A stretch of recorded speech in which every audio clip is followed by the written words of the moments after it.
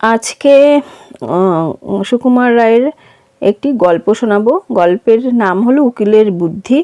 ছোট গল্প। গরিব চাষা তার নামে মহাজন নালিশ করেছে। বেচারা কবে তার কাছে 25 টাকা নিয়েছিল, সুদে আসলে তাই এখন 500 টাকায় দাঁড়িয়েছে। চাষা অনেক কষ্টে 100 টাকা জোগাড় করেছে, কিন্তু মহাজন বলেছে 500 টাকার 1 পয়সাও কম নয়, দিতে না পারো তো জেলে যাও। সুতরাং চাষার আর রক্ষা নেই। এমন সময় সামলা মাথায় চশমা চোখে তুখর বুদ্ধি উকিল এসে বলল, ওই 100 টাকা আমায় দিলে তোমার বাঁচবার উপায় করতে পারি।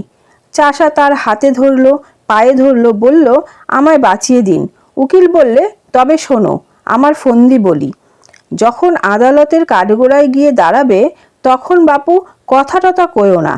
যে যা খুশি বলুক, গাল দিক আর প্রশ্ন করুক, তুমি আর জবাবটি দেবে না, খালি পাঠার মতো ব্যয় করবে। তা যদি করতে পারো, তাহলে আমি তোমায় খালাস করিয়ে দেব।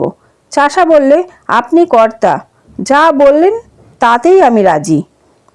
আদালতে মহাজনের মস্ত উকিল চাষাকে এক ধমক দিয়ে জিজ্ঞাসা করল, তুমি 7 বছর আগে 25 টাকা কর্জ নিয়েছিলে? চাষা তার মুখের দিকে চেয়ে বললে, ব্যয়।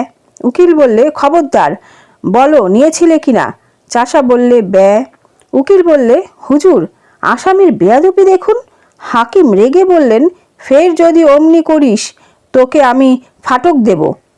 চাষা অত্যন্ত ভয় পেয়ে কাঁদো কাঁদো হয়ে বললে, ব্যয় ব্যয়। হাকিম বললেন, লোকটা পাগল নাকি? তখন চাষার উকিল উঠে বললে, হুজুর, ও কি আজকের পাগল? ও বহু কালের পাগল, জন্মে অবধি পাগল। ওর কি কোনো বুদ্ধি আছে? না কোনো কাণ্ডজ্ঞান আছে? ও আবার কর্জ নেবে কি?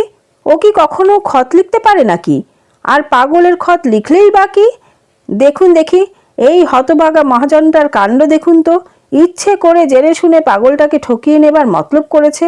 আরে, ওর কি মাথা ঠিক আছে? এরা বলেছে এইখানে একটা আঙ্গুলের টিপ দে। পাগল কি জানে, সে অমনি টিপ দিয়েছে। এই তো ব্যাপার। দুই উকিলের ঝগড়া বেঁধে গেল। হাকিম খানিক শুনে টুনে বললেন, মোকদ্দমা ডিসমিস। মহাজনের তো চক্ষু স্থির। সে আদালতের বাইরে এসে চাষাকে বলল, আচ্ছা, না হয় তোর 400 টাকা ছেড়েই দিলাম, ওই 100 টাকাই দে। চাষা বলল, ব্যয়। মহাজন যতই বলে, যতই বোঝায়, চাষা তার পাঠার বলে কিছুতেই ছাড়ে না। মহাজন রেগে মেগে বলে গেল, দেখে নেব আমার টাকা তুই কেমন করে হজম করিস। চাষা তার পোটলা নিয়ে গ্রামে ফিরতে চলেছে। এমন সময় তার উকিল এসে ধরল, যাচ্ছ কোথায় বাপু? আমার পাওনাটা আগে চুকিয়ে দিয়ে যাও।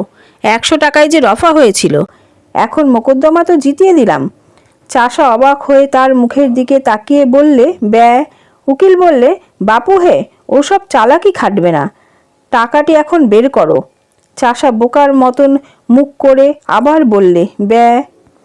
উকিল তাকে নরম গরম অনেক কথাই শোনালো, কিন্তু চাষার মুখে কেবলই ওই একই জবাব।